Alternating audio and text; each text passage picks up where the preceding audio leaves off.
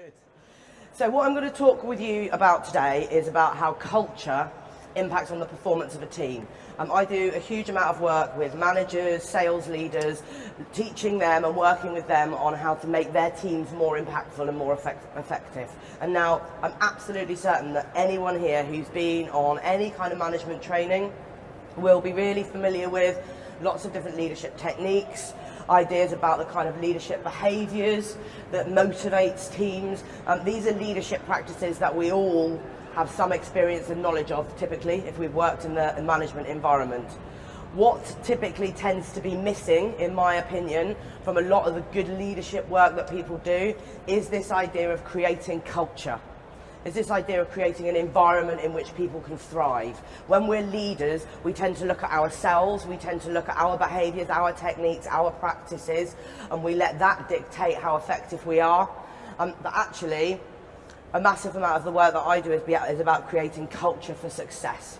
It's about making sure that leaders and business owners know exactly what they need to do to create an environment in which people will thrive. Okay, and that's what we're going to talk about today. I'm going to share with you some ideas around culture, what business culture is, what it means, and then I'm going to give you some very specific tools that I use in businesses to actually embed a culture that creates high performance. So, ready for that? Good. Okay, so first of all, I want to talk about actually what does culture mean. It's such an ambiguous word, isn't it, culture? Particularly when we apply it to a business, it's a little bit of a mystery. You know, if I asked you all to tell me right now what is business culture, I'd probably get about 100 different answers. Do we agree? Yeah? There is no really clearly perceived understanding of exactly what business culture is. So what I'd like you to do is to think about the business that you work in as a human body. Yeah? I want you to think about it like a person, a real existing, living, breathing person. Yeah? The body of that person is your operations, is your logistics, is your processes. That's what you do. Yeah? The heart and soul of the person, that's your culture. Yeah? It's the heart and soul, the relationship that you have with your employees and the relationship that they have with you. And that's what your culture is. It's the things that come together to build up what it feels like to work with your business. Let me tell you what some of those things are. So we're talking about the beliefs that the business have. We're talking about the way that it believes its staff should conduct themselves, and the intentions that it has around the team that it works with. We're talking about values. We're talking about the specific values that you have defined for your business. Yeah? And if you haven't defined values for your business, please do, because they tell your employees about what their expectations are when they work with you, about what it means to work with you. It's also about the rituals that exist in your organisation, the way that you do things, the processes and activities that your business has, and what they look like. We also talk, when we think about culture, about the style of your business. Now, I wonder if I asked all of you what style does your business have, whether you'd actually be able to define that. Probably not a question we ask ourselves very much. But the style is about the kind of way that it looks and feels, yeah? The way the business dresses itself, yeah? That's about the style that it emanates and gives out to people. And I want you to think about big brands that you know, that we know have really excellent positive cultures. Brands like Google, brands like Facebook, brands like Innocent Fruit Smoothies, yeah? These brands all have a style, don't they? There's a sense of what it feels like. John Lewis, yeah? It's really important to try to define that. Then additionally, we move on and we start to think about tone. What's the tone of voice of your business? How does it articulate itself to people, internally and externally? And we do a lot of work here around treating your employees like your customers. Yeah? Very few businesses do an absolutely excellent job of treating their employees like their customers. And if you think about the way you talk to your staff, the way that you share information with your staff, the environment you expect your staff to exist in, if that is exactly something that you would be prepared to expose your customers to and be proud of it, then you're starting to get somewhere towards a culture in which people can thrive. And then the final part of this recipe is about the behaviours. Yeah? The final part of the thing that builds up the culture within your business, the heart and the soul of your business, is about the behaviours. And this is not just the way that people behave within the business, it's the type of business that the organisation is prepared to tolerate. Yeah? And we've all worked, I'm sure, in businesses where there's been some bad conduct and that's been tolerated, or where underperformance has been tolerated. Many people have experience of that. Businesses who allow poor behaviour in their organisation are setting a negative culture for people to work in. So when we're thinking about this heart and soul and what is your culture, it's these 6 things pulled together to create the relationship that employees have with the business and vice versa. So now we know what culture is all about, what's the impact of it? So the reality is that if you're going to spend time in your business actually doing a cultural change program, and you're going to start ensuring that you have a culture that drives success, that can be a long piece of work. Yeah? If you're a fledgling business right now, you can begin to define that today. If you're an established business with a large team and you're looking to change culture and move it from the place it is now to a very, very different place, that's a project. It's a project that takes a lot of buy-in and a lot of planning. So why bother? Yeah? The reality is that businesses the world over have thought long and hard about what does culture mean to us. And I'm going to give you some examples of organisations who have done an awful lot of thinking about what culture means. And there are many more that I couldn't even possibly fit on this slide. These are all organisations, national, international, small, online, offline. Everyone who influences the business community has written or commissioned writing or pieces of research about what culture does in a business. And it is absolutely evident from all of that research that the positive culture within an organisation impacts directly on the performance of that organisation.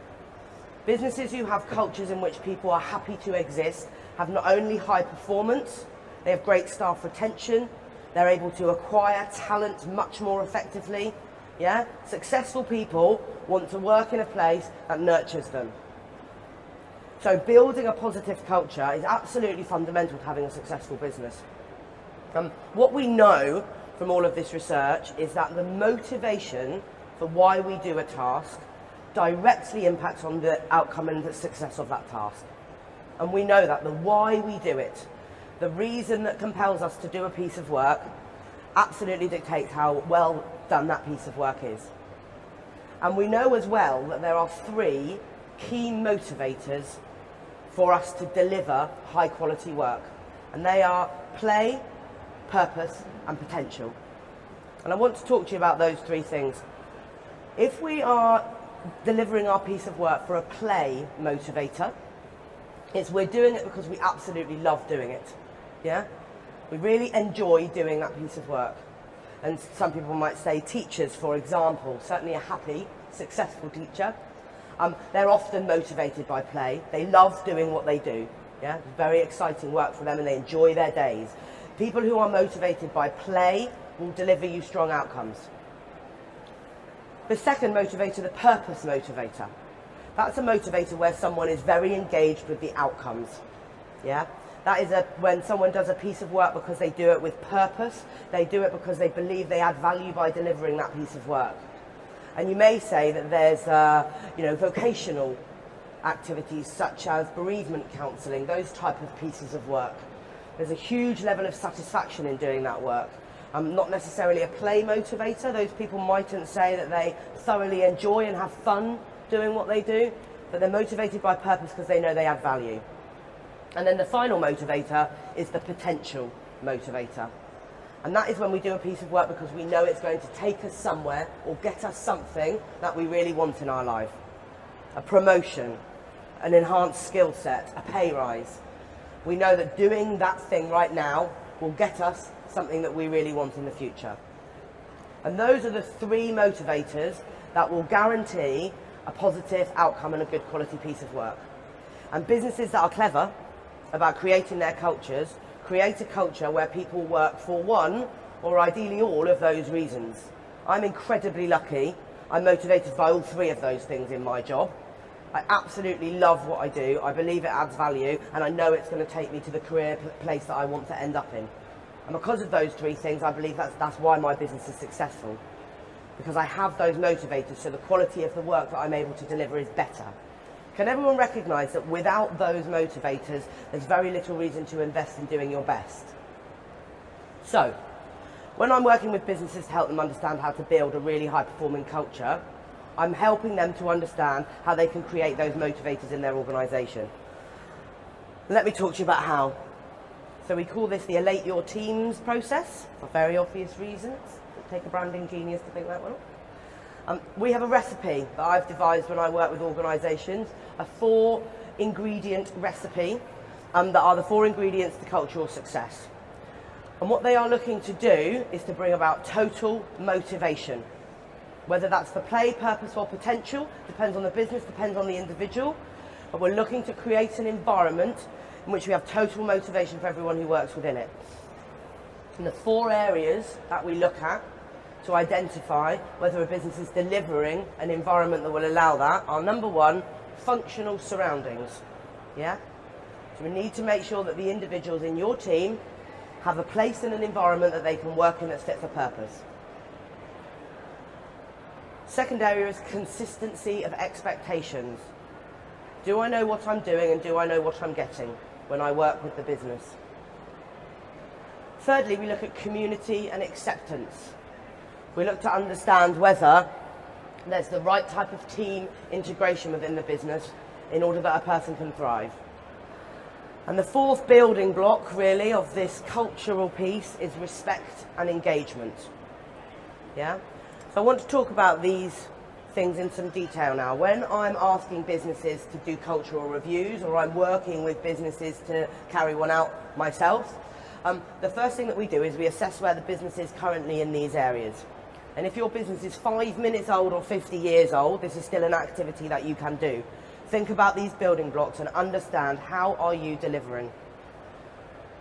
Let's look at them in detail.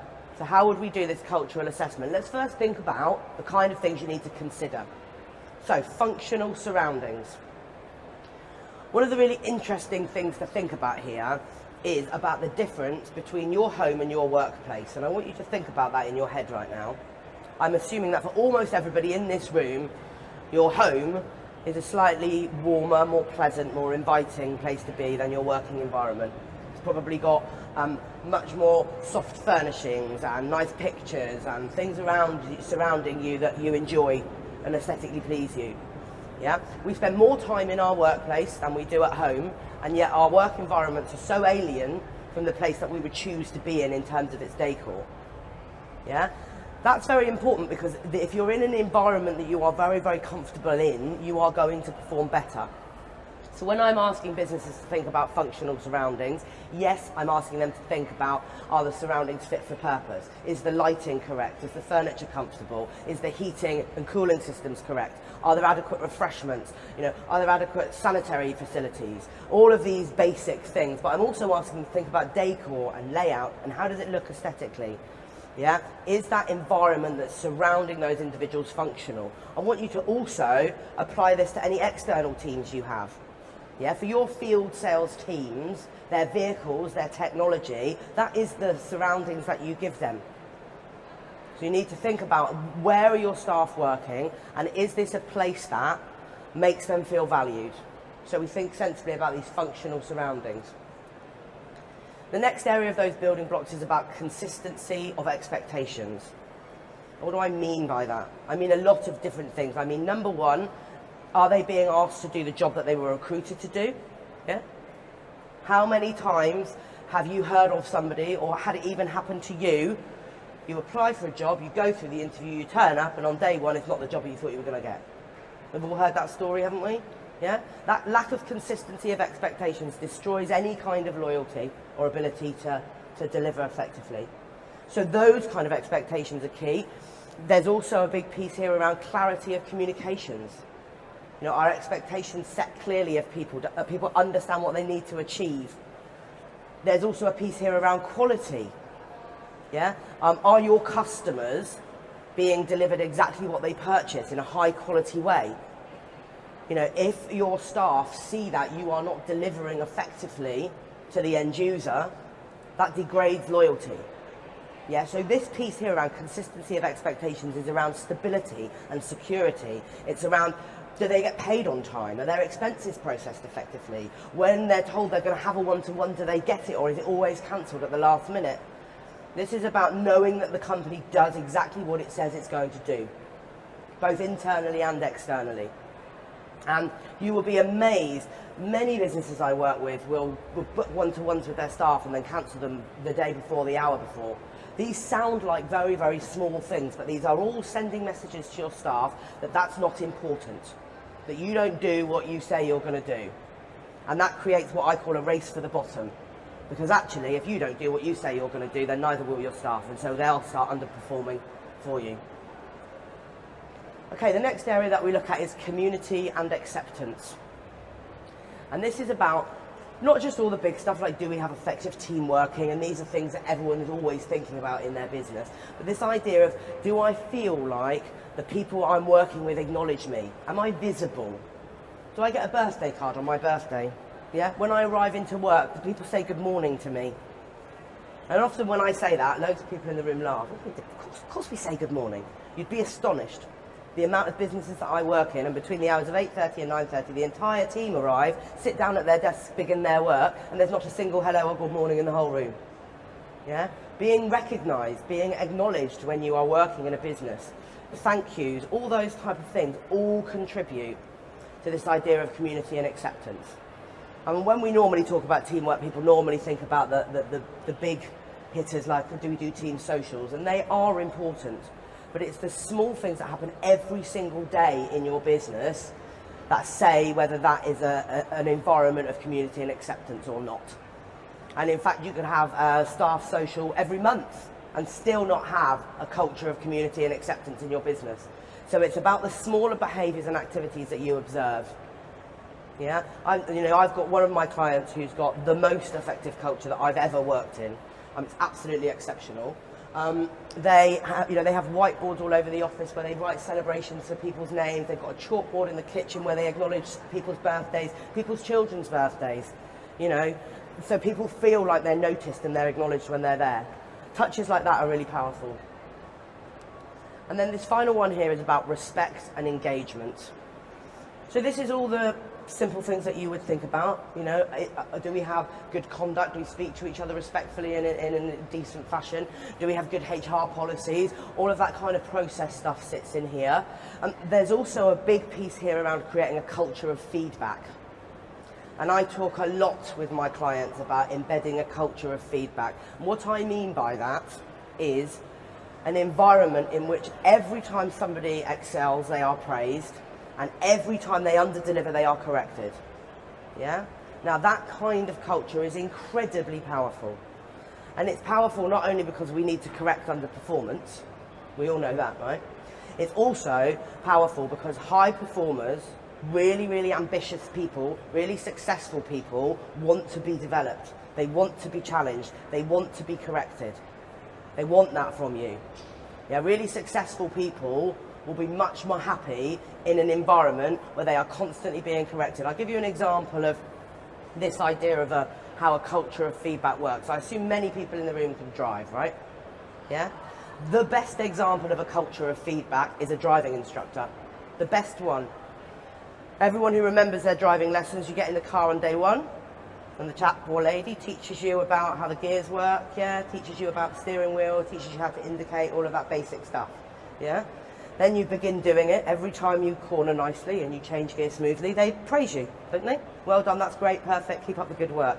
Every single time you make a mistake, you forget to indicate, you forget to look in the mirror, you don't change up, you don't brake soon enough, they correct you. Every time. And eventually you become a good enough driver to pass your test. Without that correction, you would not become a good driver. You would not have passed your test, and some awfully dangerous things would have happened along the way. Be far few of us in the world, I expect, without that correction. But we don't do that in business. Not nearly enough. Every single time somebody makes a mistake, we correct them. Because that's what makes them better. And that's where high achievers really enjoy being. And actually, many of the businesses that I work in are either excellent at criticising or excellent at praising. Very few are excellent at both. Yeah, and this is about this respect and engagement. I am in a place where my work is valued, but when I don't deliver, somebody corrects me. And notice I said correct. Yeah, I'm not telling anybody off. Yeah, it's about correcting someone when they're wrong. So those are the kind of areas that I'm asking you to think about and look at. And that's a little bit of a sense of exactly what covers each of those areas. So let's think then a little bit about how we actually embed those kind of changes. The first piece of work you need to do is that assessment. And there's a number of ways that you can achieve that. If you're the sole leader in your business, then it's a piece of research that you carry out yourself. And I'm advocating, walk around your business, look at what's happening, make notes, think about those 4 areas.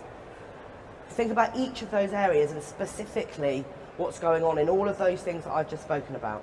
In some businesses we put together change committees, cultural change committees, and we have a person who's representing each of those 4 areas, and we ask them to go and do a piece of analysis on the business, whether they might want to send out staff questionnaires, whether they might want to do interviews with staff, whether they might want to, interrogate the surroundings by walking and looking, but do a piece of work that allows you to understand how your business is delivering in those areas. To say absolutely confidently that you have full knowledge in each of those 4 building blocks. And when you do, then you can pull that together and you need to start asking yourself some key questions. The first question is, how am I faring in those 4 areas? Yeah? Hand on heart, how is this business delivering against those ideas of functional surroundings, consistent expectations, community and acceptance, and then having that respect and engagement? What are your gaps? It's the next question that you need to be asking yourself. Where are we missing tricks? Where are we allowing an environment that isn't successful to seep into the way that we're working? And then the final question you need to ask is, how can I tangibly change this? Yeah? And please remember that this piece of work is just the analysis. This is how you understand realistically what you need to put in place to move your business to a place where the best talent want to work in it. And we all want that, right? Yeah? And when we get the best talent, we'd kind of like them to hang around. And the whole idea of this play, purpose and potential motivation is actually, if you're really, really, really thriving and you've got all 3 of those motivators, you're going nowhere. Because actually, if I'm getting everything that I need from a company right now and in the future, I don't want to move jobs, do I? It's a bit of a pain moving jobs. Yeah, most people find it quite stressful, actually, moving jobs. So you work on this process to maintain them. And then, when you've created your change program and you've created your list, your strategy, your plan of what you're going to do to move to a culture of high performance, that implementation program is a change program. And bear in mind that change is challenging. Yeah, the statistics tell us that 67% of people are actually quite frightened of change.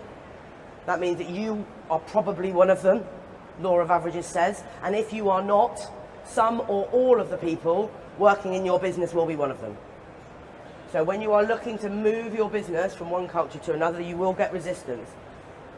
Change is not one single act, it's a process. So you do need to think very, very carefully about how you're going to bring in those changes, how you're going to communicate those changes, how you're going to do it in a scalable and structured way, but you're expecting to get to a different place in the future and moving that along. And if you're able to achieve that, you're able to start to create this culture of success. You have a business that not only has high performance across all departments, this is a sales related content naturally, but it works in every business, every department. You're going to have that high performance. You're going to have really loyal, high numbers of staff retention. You're going to have the ability to acquire really excellent talent. And all of that massively impacts on your bottom line. So you'll have a more effective business too. So that's my roundup of what I think that you need to be focusing on to get a culture of success in your business. And before I finish up and lead you to the final slide, does anyone here have any questions they'd like to ask of me? That's always a good sign. It means you know everything already, right? Love it. Well, if you do have questions that you don't want to ask in a room full of strangers, because that happens too, right? I'm going to be on stand 780 over here very shortly for the entirety of the day. Oh, I got a question that...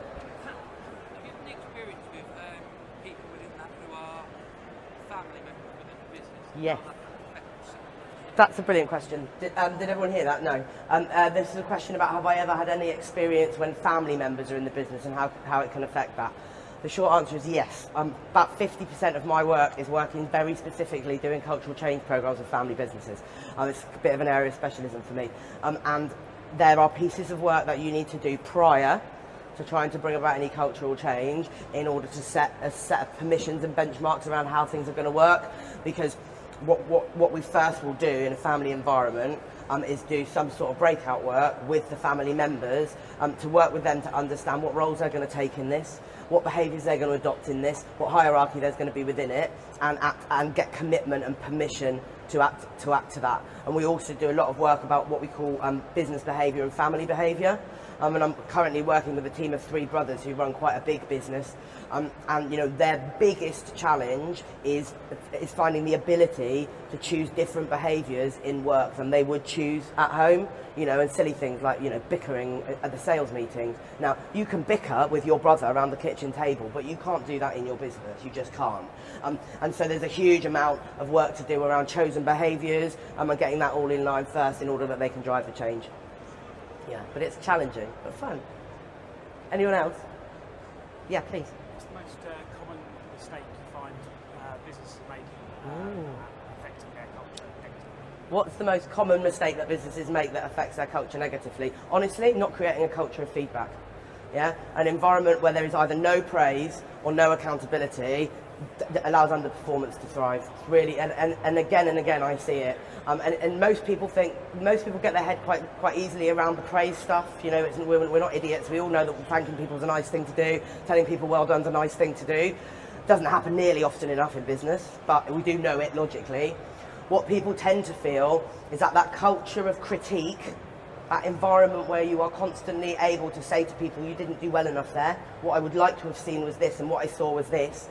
That's the thing that people believe creates a negative environment because it's a negative activity. But actually, if delivered properly and done well, it's the key to high performance. It's key to it. Good. Anyone else? Good. Well, I'm conscious that the gentleman or lady after me is really going to want me to go away. So, as I said, any questions at all, please come and find me on my stand just over there. I am speaking for my sins another 6 times today. So if you've enjoyed any of this, you'll find me in the workshop area just behind us. If you go to the stand, you'll be able to get access to ebooks that I've written, all free of charge. Go and say hello. There is a lady with a pink clipboard standing in the doorway. Her name is Laura. If anyone would like copies of these slides, a copy of the ebook, just to say hello to a very nice lady, you can do all of those things with Laura or on our stand.